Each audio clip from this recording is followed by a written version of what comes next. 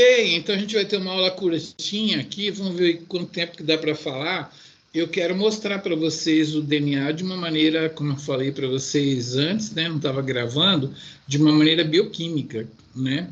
Aliás, eu fiz doutorado com bioquímica de DNA, né? Replicação, a gente media as coisas lá, assim, era bem na bioquímica.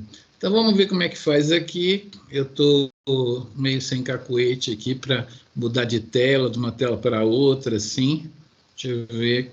Vocês estão vendo meu PowerPoint, uma tela roxa aí, né?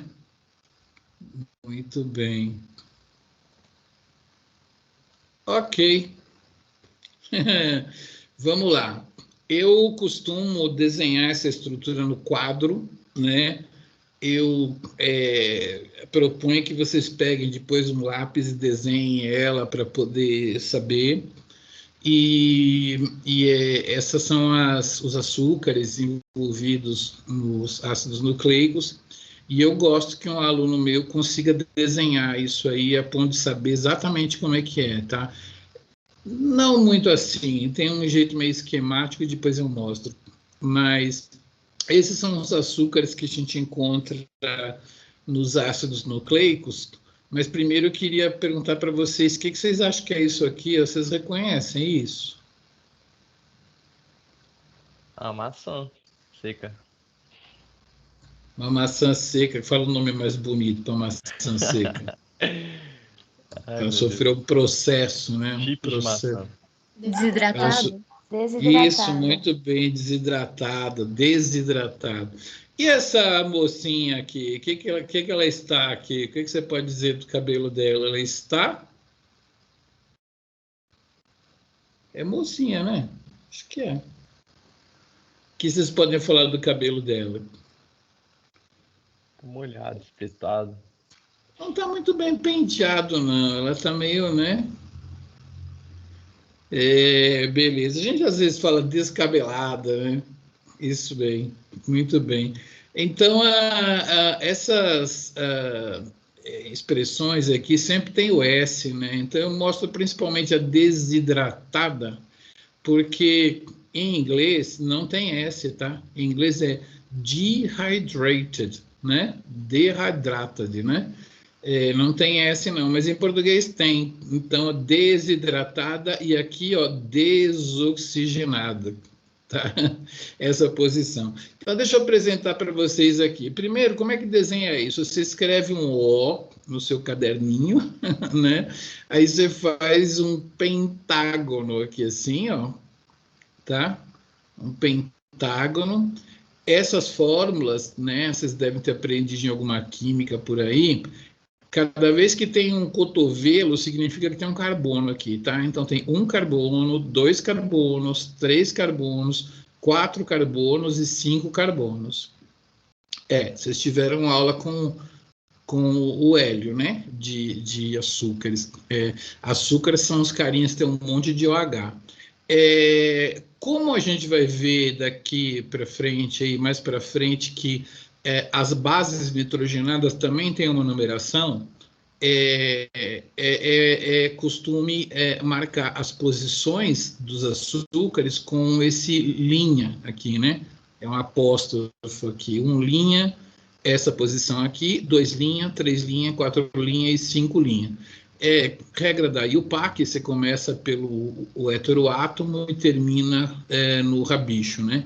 Então, tem uma regra para dizer que começa aqui. 1 linha, 2 linhas, 3 linhas, 4 linhas, 5 linhas. Regra de química orgânica, né? Um convênio chamado IUPAC, que dá esses nomes e tal.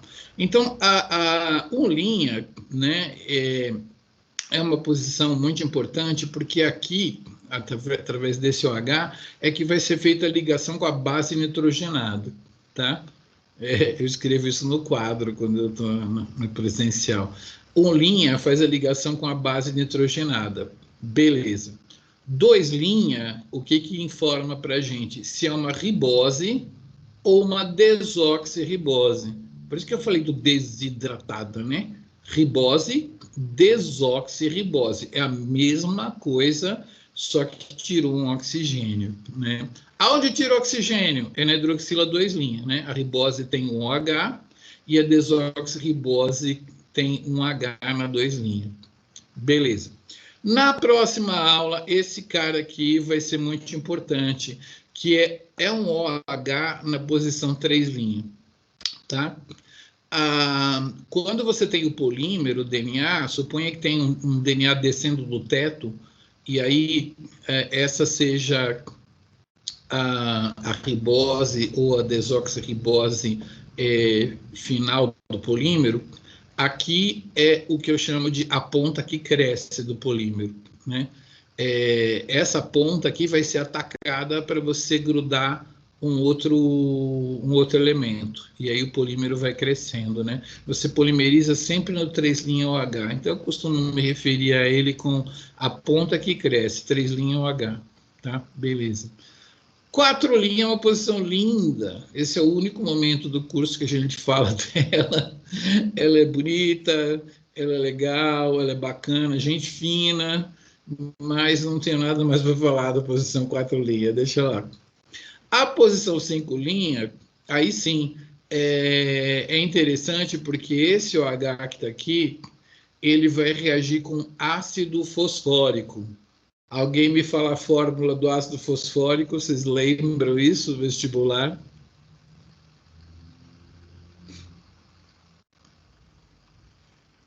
CRI.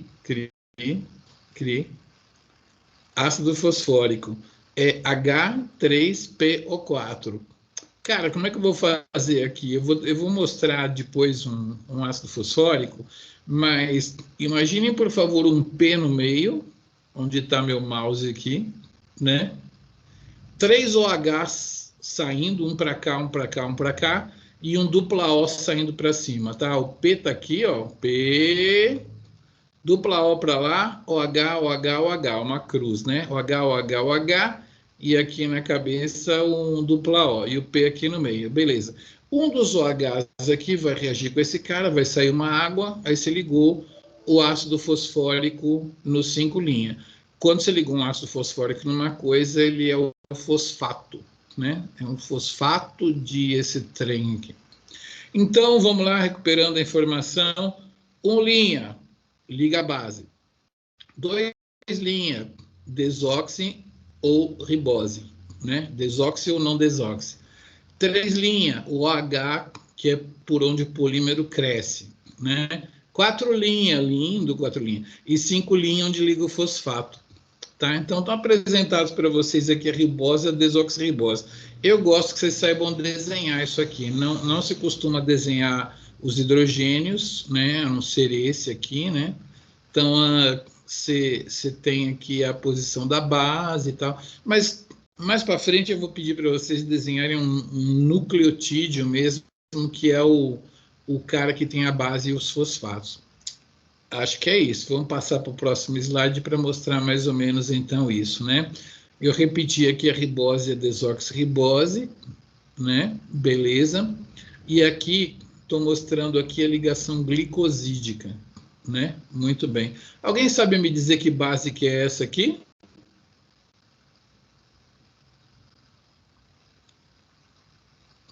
CRI.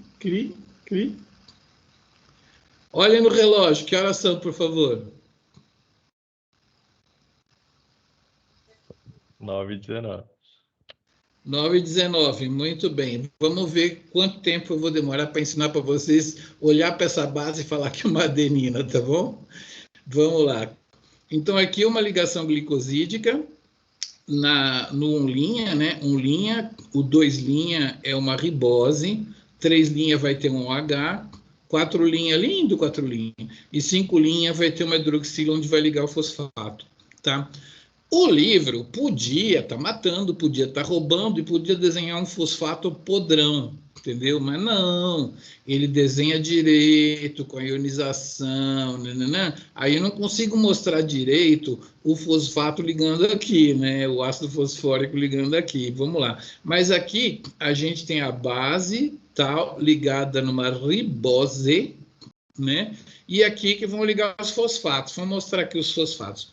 Esse fosfato, por causa da IUPAC, né, essa convenção na química orgânica, ele é chamado de alfa, porque ele é o primeiro mais próximo da galera. Esse aqui é chamado de beta, e esse daqui é chamado de Adelaide. Eu brinco, não é Adelaide, é gama, né? Alfa, beta, gama. Muito bem. Então, aqui tem a fórmula do composto que lá na bioquímica vocês aprenderam que ele era sintetizado por aqueles organismos que produzem a força e que estão dentro das nossas células. Se você tiver muitos desses organismos, você pode ser um Jedi, né? Que são os midichlorians. Vocês conhecem os midichlorians? Alguém sabe o que é um midichlorian? Sei não, professor. Episódio 1 da Guerra nas Estrelas, podem pegar aí para assistir, né? Logo depois da corrida de bigas, eles fazem um exame no menino, no Anakin, e aí determinam que, como ele tem muitos midichlorians dentro das células dele, ele pode ser um Jedi, porque são os midichlorians que produzem a força. Os midichlorians são os mitocôndrias, né, que a gente tem dentro de nós, são pequenos seres, né, que habitam dentro de nossas células. Quando você morre, você pode ir para o céu ou para o inferno, e as mitocôndrias vão para o céu, para o inferno das mitocôndrias. Elas são bichinhos separados de você, que estão simbiontes dentro de você, e por muitos e muitos anos elas começaram a ter estruturas proteicas dentro dela que usam proteínas que vieram feitas por você, pela célula, né? E se juntam às proteínas que elas fazem, porque elas têm DNA, elas têm ribossomo, elas têm metabolismo próprio ali, e o metabolismo é claro que é meio simbiótico com o nosso, por causa dessa grande associação que sempre tivemos, e elas produzem o ATP. Muito bem. Se vocês tivessem sido alunos da Leda, eu ia ter certeza que vocês sabem o que significa A do ATP. Mas como vocês estudaram isso com o Hélio, eu não sei se vocês todos sabem, e aí eu ensino, ou então, sei lá, ou eu não ensino, que vocês já sabem. O que significa A no ATP, por favor? Adenosina? Adenosina. Muito bem. Porque a base se chama adenina, tá? A base com a ribose se chama adenosina. Se tivesse saído o oxigênio daqui, seria desoxiadenosina. Então, quando a gente fala assim, adenosina trifosfato, a gente falou assim, adenosina, né, trifosfato. Na verdade, a gente é anglicismo, né? Seria trifosfato de adenosina, né? Fosfato dessa coisa, né? Trifosfato desse trem, e esse trem aqui é a adenosina. Então, a gente tem, acho que eu devo ter uma tabelinha aqui do nome da base e o nome do nucleosídeo, que é adenina, adenosina. O que importa para mim é que vocês saibam que na posição linha está uma adenina, e eu pedi para você falar as horas para mim, estou demorando aqui, mas agora eu vou ensinar para vocês as bases. Muito bem. Vamos combinar uma coisa aqui. Primeiro, não olhem para Uracil, não. Uracil, não. Vamos olhar só para as bases do DNA, né? Que eu estou começando meu curso pelo DNA. Daqui a pouco eu coloco um Uracil nas moléculas aí, mas eu vou falar da adenina, da guanina, da timina e da citosina. Vocês lembram que às 9h19 vocês não sabiam olhar para uma adenina e falar que aquilo era uma adenina. Mas como você tem 4 coisas, tem 3 jeitos de separar 4 coisas. 2 para lá, 2 para cá, 2 para lá, 2 para cá, ou 2 para lá, 2 para cá. Então, primeira separação que eu vou propor para vocês entre adenina, guanina, timina e citosina é vocês me falarem quais são as bases que são grandes aí, que tem 2 anéis. Quais são as bases que tem 2 anéis? Purina, adenina e guanina? A purina aqui é só o modelinho, né? A adenina e a guanina, elas são consideradas purinas, né? Ou bases púricas, se você quiser falar assim também. Tá? Então, adenina e guanina têm 2 anéis. Então, você já tinha metade da resposta naquela hora que eu te perguntei que base é aquela, né? Ou era adenina ou era guanina, né? Então, vocês têm que aprender isso aí, tá? Não quero que vocês desenhem essa fórmula, não, mas olhem para ela e sempre lembrem da adenina e da guanina, né? O Aguinaldo Gal, né? Não tem nada a ver. Não é a separação a Gal Costa e Aguinaldo Timóteo.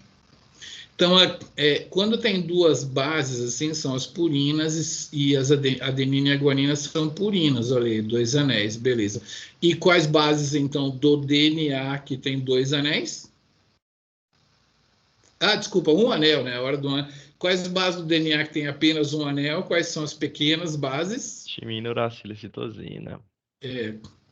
Do DNA, citosina e timina, beleza? Ignora um pouco essa uracila aqui, porque depois eu falo. Essas bases aqui está o esqueminha, são as pirimidinas. Então, lembre-se disso, né? Nome curto, base grande, nome grande, base pequena, né? Base pequena, nome comprido, base grande, nome curto. Essas aqui são as purinas e essas aqui são as pirimidinas. Beleza. Eu tenho que ver o próximo slide, porque eu não lembro. Ah, tá. Eu vou mostrar ele aqui. Adenina e guanina e citosina e timina. Se você separar aqui assim no meio, né? Fica o A e o G para cá e o C e o T para lá. O A e o G são as purinas, né? E o C e o T são as pirimidinas. Senhoras e senhores, esse curso aqui ele é muito conectado com a prática. Laboratório, ciência, o que sai no Fantástico, como que vocês sabem como é que faz para identificar coronavírus, essas coisas. Então, assim, eu dou aula do livro, mas eu sempre me conecto com a vida prática. Então, se você for sequenciar um DNA, é claro que você vai esperar ter as letrinhas lá, A, C, C, C, G, T, T, C, A, T, T, né? Em seguida, no DNA. De vez em quando, aparece uma base R, ou então uma base Y. O que acontece? Quando o método de sequenciamento tem alguma dúvida, uma ambiguidade, né, que fala, e ele não sabe determinar direito naquela posição se é um A ou um G, ele pode colocar um símbolo, que é o símbolo R. O R, eu devia ter colocado esse R aqui em maiúsculo, né? É o R de purina, tá? Então, as purinas podem ser representadas por R, isso aqui é uma letra R. E as pyrimidinas, que é com Y aqui, elas podem ser representadas como Y, tá? Então, é comum você ver numa sequência de DNA um R, que o sequenciador ficou na dúvida entre A ou G. Ou Y, o sequenciador ficou na dúvida entre C e T. Beleza? Muito bem. Vamos mostrar uma outra maneira de dividir as bases, que vai ser essa aqui, tá? A e C para um lado e G e T para o outro. Vamos ver se vocês conseguem identificar lá o padrão. Eu falei A e C, né? A e C. Muito bem. Que grupo químico vocês reconhecem facilmente ao olhar para uma adenina e uma citosina na parte de cima da molécula? Amino. Um grupo amino, muito bem, um grupo amino. Então, adenina e citosina são duas bases que podem ser separadas das outras por terem um grupo amino aqui em cima. Esse grupo aqui não é exatamente uma cetona, mas a gente chama, é uma cetona, né? Aqui, carbono, carbono, aqui tem nitrogênio, né? Mas a gente chama isso aqui de grupamento de cetona, essa dupla O em moléculas orgânicas, né? Então, essa cetona para cima, ela marca dois caras aqui, a guanina e a timina, tá? Olhem bem, vocês podem ver que tem dois caras que você pode classificar como amina para cima, e dois caras você pode classificar como cetona para cima, tá? Honestamente, são 9h29. Levou 10 minutos para você olhar para essa base aqui e saber que base que é essa, né? Eu nem preciso mostrar o terceiro critério. Como que eu reconheço que isso aqui é uma adenina? Quais são os dois critérios visíveis aqui? Dois critérios, fala para mim, para eu saber que isso é uma adenina.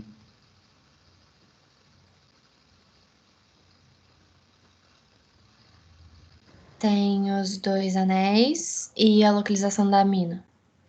Isso, exatamente. 2 anéis, ou é uma adenina, ou é uma... Qual outra guanina. base? Guanina. E tem o nitrogênio para cima. Ou é uma adenina, ou é uma... Citosina. Pronto. Levou 10 minutos para vocês olharem para uma fórmula e saberem que base que é. Eu fico tão orgulhoso quando meus alunos sabem o que é uma adenina só de olhar. Adenina, claro, muito bem. Então, o critério foi esse aqui que eu expliquei, né? Você pode separar A e C como amino e G e T como cetona. Amino, você não vai poder usar a letra A porque é a base A, né? Então, se usa esse M aqui de amino, tá? E ketone é com K em inglês, né? Então, se usa a letra K. Então, você está sequenciando um DNA e aparece um M. O sequenciador ficou na dúvida entre A ou C, entendeu? Aparece um K, ele ficou na dúvida entre G ou T. Tem isso em livro? Não tem. Se usa isso na prática, no laboratório de biologia, toda hora, né? Tanto para olhar um sequenciamento, ou também para fazer o que a gente chama de primers randômicos ou aleatórios, degenerados, desculpa a palavra. Vou fazer um iniciador degenerado. Eu quero amplificar um gene de aranha, mas eu não tenho certeza da sequência exata, então em alguns lugares eu coloco uma informação degenerada. Eu falo assim, moço que vai sintetizar o primer, faz ele assim, A, G, G, T, T, C, G, T, G, só que nessa posição aqui você põe para mim um M, né? Então, na hora que ele vai sintetizar, ele tem umas garrafinhas, né, que vão entrar lá o reagente na hora de colocar. Então, na hora de colocar o M, ele simplesmente coloca metade de A e metade de C. Aí, aqueles primerzinhos que você está sintetizando, metade recebe o A, metade recebe o C, né? Então, ele fica degenerado. Isso no dia a dia. Bom, agora esse aqui eu tenho que mostrar para vocês as pontes de hidrogênio. Porque, aliás, ponte de hidrogênio deixaram a gente falar na biologia, né? Porque reclamavam que a gente não podia falar. Vocês tiveram uma química orgânica, acho que o pessoal fala que não pode falar, mas agora pode de novo, mas não podia. Interação de hidrogênio. Já eu explico o que é uma interação. Então, quer dizer, vocês já tiveram isso, mas eu vou explicar de novo. Então, as interações de hidrogênio, aqui sim tem o Agnaldo Timóteo e a Gal Costa, né? Eu vou mostrar para vocês que existem interações de hidrogênio entre A e T, e entre C e G, só que elas são diferentes. A gente tem 2 conexões entre A e T e 3 interações de hidrogênio entre G e C. O que faz a gente chamar o par A e T de uma interação mais weak, por isso esse W aqui. Então, se o seu sequenciador ficar na dúvida entre A ou T, ele vai colocar a letra W, que significa weak, quer dizer, aquelas bases que formam só 2 pontes, adenina e timina, tá? Ou uma ou outra.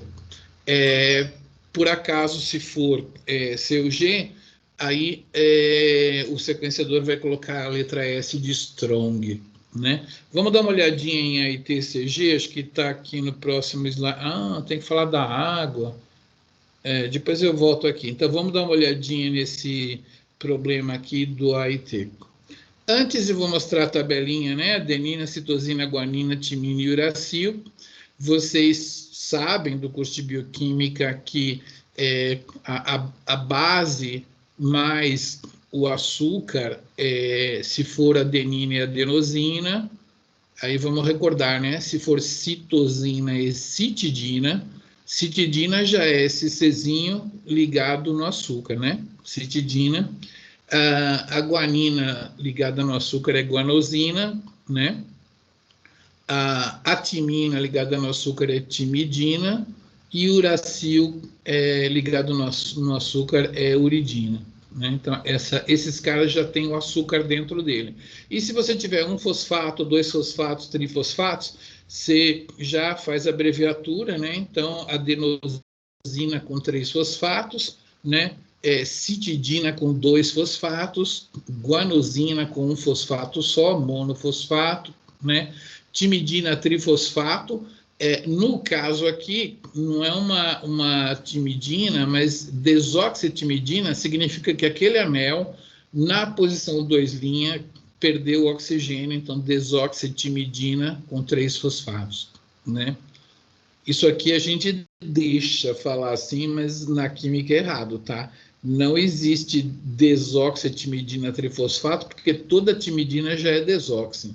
Esqueçam o que eu falei, tá? Porque assim, é muito rigor falar que não existe desoxitimidina, porque toda timidina já é desoxi, né? Mas na verdade é. Eu vou dar aula de... Não, essa aula é da bioquímica. Vocês não devem nem ter tido, né? Síntese de nucleotídeo, né? Mas beleza. Deixa para lá. Isso aí já foi. Já passou, já passou. E aqui o TP é uridina com trifosfato, né? Então, os nomes desses neguinhos aqui, lá, é o nome, claro, que tem que ser o nome já com açúcar, porque senão vai faltar o açúcar aqui, né? 3-fosfatos, niquem, na adenina, né? Na adenosina, né? Desculpa, na adenosina. Isso aqui era mais para recordar. Ei, que droga. Ah, eu pulei aqui da água. Cara, nossa, aqui eu gosto de dar aula presencial, né? Porque eu pego uma caneta, eu sempre trabalho com uma caneta roxa e uma rosa, que eu trago na minha bolsa, assim, especial, que lá no ICB ela não tem, não, no CAD. Então, aí, geralmente, eu chamo uma pessoa, e aí enquanto eu jogo a caneta roxa para a pessoa tem que jogar a caneta rosa para mim. Se você tiver aí alguém em casa aí, né, morar numa república, um irmão, uma irmãzinha, a mãe, você pode brincar disso daí. Jogar, enquanto eu jogo a caneta roxa para vocês, vocês jogam a caneta rosa para mim. Aí o que acontece? Eu começo a jogar mais rápido do que a pessoa, então a pessoa praticamente fica mais tempo com as duas canetas na mão, entendeu?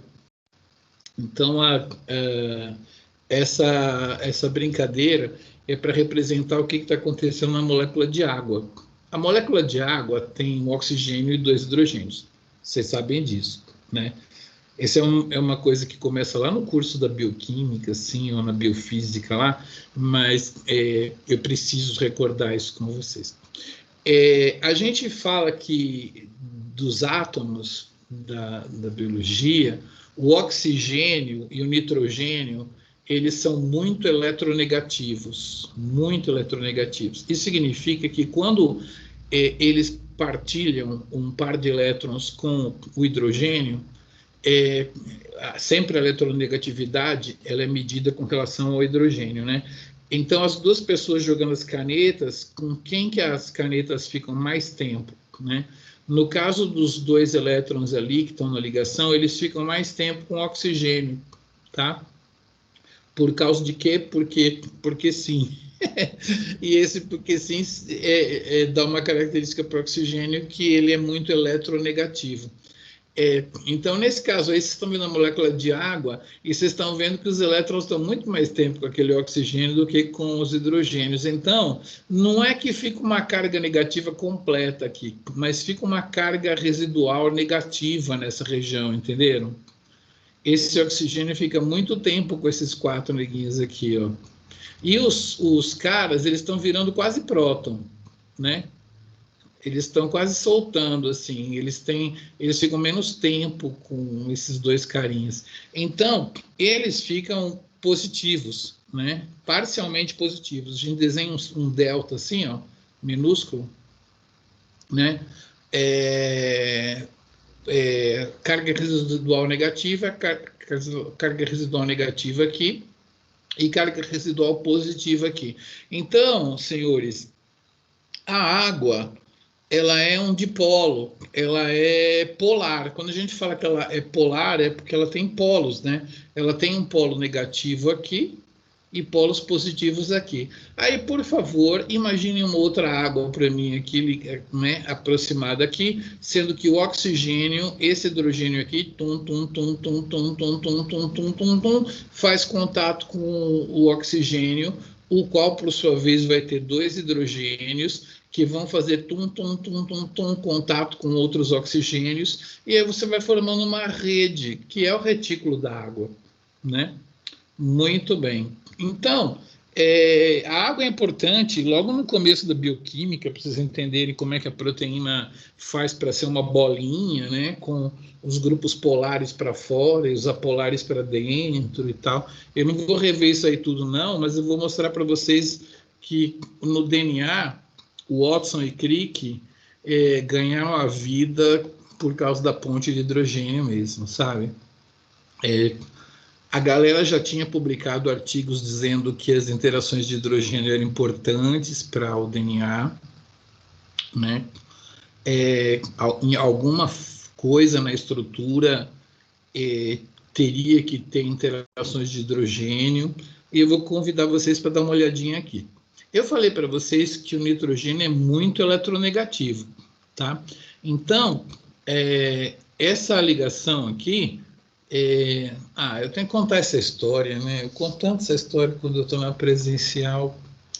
Eu sou biólogo de formação, mas no último ano em que deixaram as pessoas fazerem vestibular e fazer um outro curso, eu fiz farmácia no noturno, fazendo biologia, e eu fazia farmácia no noturno. Eu cheguei até o 3º ano. Mas, cara, eu estava no fundão da sala lá, zoando com a galera e tal, estudando na farmácia. Na farmácia tem química pra caramba, né? Aí eu lá estudando as aulas de química inorgânica 1 e 2, orgânica e tal, não sei o quê. Eu sei que um belo dia eu vi que lá na biologia eu era diferente, cara. Eu não olhava para essas coisas e eu vi um pauzinho ali, eu vi um N, um pauzinho e um H, né? Tem uns colegas meus que via até uma folhinha no pauzinho ali, assim, um pauzinho aqui, né?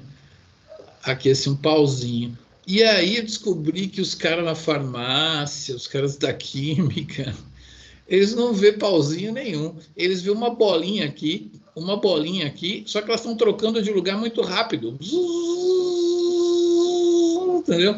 Tanto que quando esse H sai para longe assim, ó, ele vai embora, como falta uma bolinha para ele, que ele sempre tem que estar com uma bolinha com a outra, né? Como falta a bolinha, ele vai aqui e eles colocam um símbolo de mais, porque o cara está sentindo falta da bolinha dele. E aí esse cara aqui, ele fica com um N-, né? N vocês não estão acostumados a ver, mas O- vocês estão acostumados a ver, né? Na água, por exemplo, quando esse cara vai embora, você bota um sinal de maisinho que ele está sentindo falta de pelo menos um, né? E o oxigênio, que tinha aquele pauzinho que estava fazendo assim, não era pauzinho não, aquele negócio... O oxigênio vai embora, fica os carinha aqui... Entendeu? Aquele menos ali são 2 bolinhas fazendo assim. Aí o oxigênio vem, eles falam assim, vamos brincar, aí o hidrogênio vai embora, eles... Entendeu? Essa aula é muito importante para quem for aluno da Leda, porque ela adora ficar mexendo as ligações para lá e para cá, para lá e para cá. Talvez o Hélio seja assim também, mas a Leda é campeã, ela adora. E quando você fica olhando pauzinho para cá e para lá, você não entende nada, mas depois dessa minha aula você entenderia perfeitamente aqueles professores que ficam rebatendo ligação para lá e para cá. Não tem nada de ligação, não é pauzinho, é 2 bolinhas, tá? Isso ajuda muito. Então, essas 2 bolinhas aqui, elas ficam muito presas nesse cara, mais tempo com esse cara, igual a brincadeira da caneta, e esse cara fica positivo.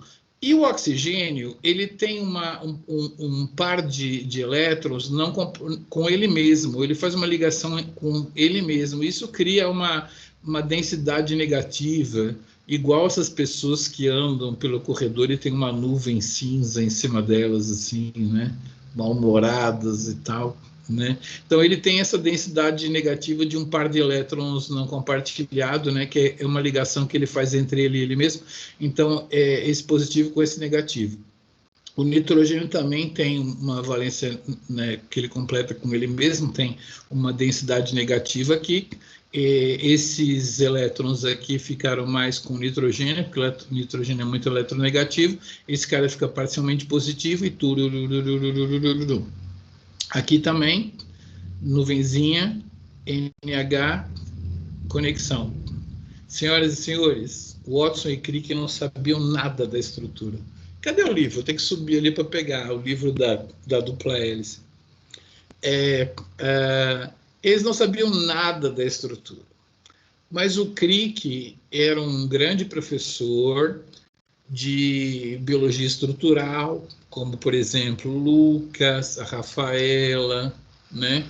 O Hélio, né?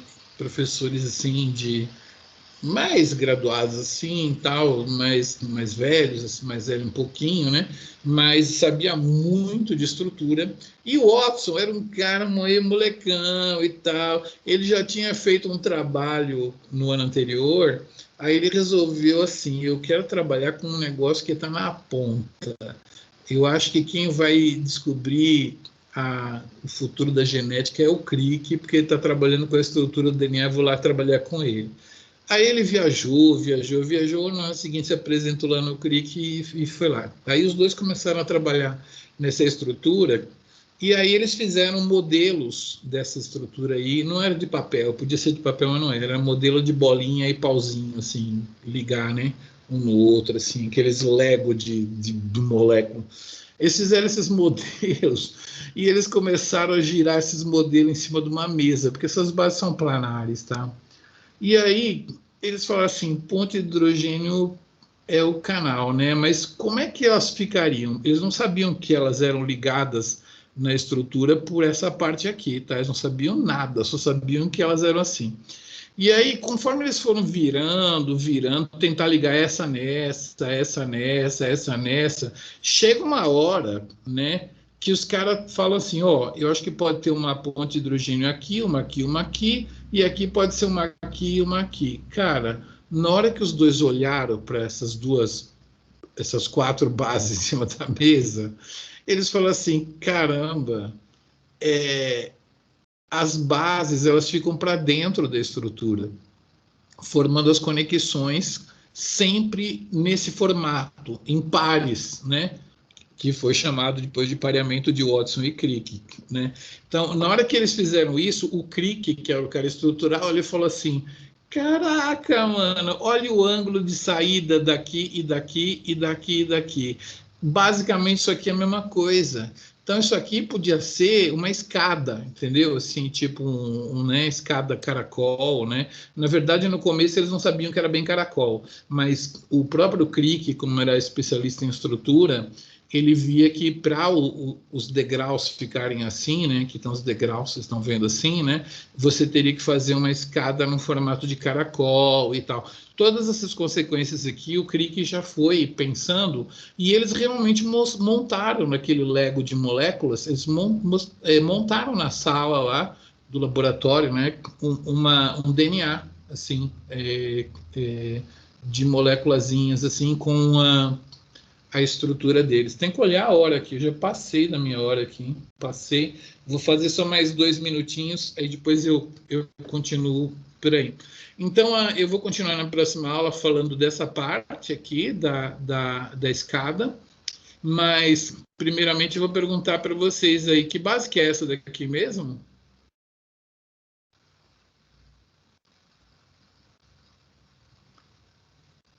Quem me fala que base é essa? Agora vocês têm 3 critérios. O critério da cetona para cima, o critério de se a base é pequena e quantas pontes de hidrogênio faz. Timina. É a timina, tá? Então, vamos ver aqui como é que são, né? A guanina, ela faz 3 pontes com a citosina. Se você fosse falar dessas 2 bases aqui, você poderia falar que ela é strong, né? É um par strong, né? Muito bem. E se você fosse falar do paradenina com timina, você falaria que é um par weak, né? Porque tem 2 pontes de hidrogênio. Então, esse é o terceiro critério. fechou aqui a nossa explicação, né? R de purina, Y de pirimidina, né? W de wiki, S de strong, né? M de amino, né? E K de ketone. E para terminar a nossa aula, já meio escapulindo do horário, a gente tem a ambiguidade completa, que seria a N. A letra N significa qualquer uma das 4, né? Então, N é da matemática, né? N vezes, fui lá N vezes. E quando eu tenho uma ambiguidade tripla, que no sequenciamento eu tenho uma dúvida entre 3 bases, eu queria que vocês me explicassem por que é B. B é quando a ambiguidade é tripla. Pode ser C, pode ser T ou G. O sequenciador ele não sabe qual das 3 é, mas ou é C, ou é T, ou é G. E ele coloca B. Por que ele coloca B? B de quê? Um sequenciador na dúvida entre 3 bases.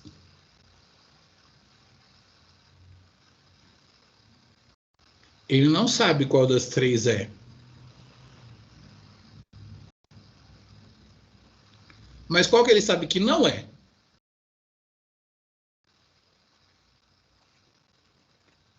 Qual que ele sabe que não é? A adenina. Não é A. E se não é A, é? Se não é A? G? Não. Se não é A, é B. Se não é A, é B. B significa essas 3, porque não é A, entendeu? Presta atenção nessa daqui, ó. D. Se o sequenciador acha que pode ser A, G ou T, ele não sabe qual é, mas ele sabe que não é C. E se não é C, é D. Então, o nome dessas 3 juntas aqui, ambiguidade, ou S, ou S, ou S, é D. Porque não é C, é D. Tá? Se não for G, né? Ou é A, ou é C, ou é T. Ambiguidade tripla, mas não é G. Se não é G, é H. Né? E se não for T, né? Se pode ser essa ou essa, mas com certeza não é T, como que ele vai chamar?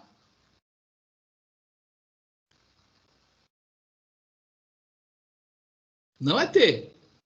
Então é?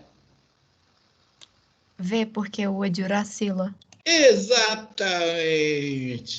Vocês veem que cientista às vezes não ganha tanto, né, quanto um vendedor de produtos, né, vendedor de vacinas da Pfizer ganha muito mais do que um cientista.